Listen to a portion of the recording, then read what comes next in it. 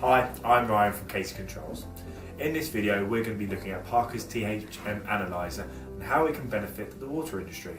But first, what is Parker's THM Analyzer? Parker's THM Analyzer helps to measure the THM concentration at parts per billion levels in less than 30 minutes, right at your own facility without tedious sample preparation. This integrated system is a powerful and easy to operate tool that can help operators optimize water treatment at the plant and evaluate water age in the distribution system for improved control over the formation of THMs.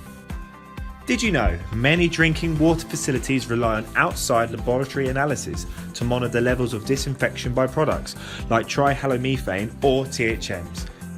This data is reliable and accurate, but it could take up to 3 days or even a week to receive this data, which means that these outside lab analysis results are impractical for real-time optimization of water treatment processes. If you'd like more information on Parker's THM Analyzer, you can contact Casey Controls by calling us on 01293 538 940, emailing us at sales@caseycontrols.co.uk, or you can visit our website www.caseycontrols.co.uk to find out more about how this innovative product could help ensure the safety of public drinking water.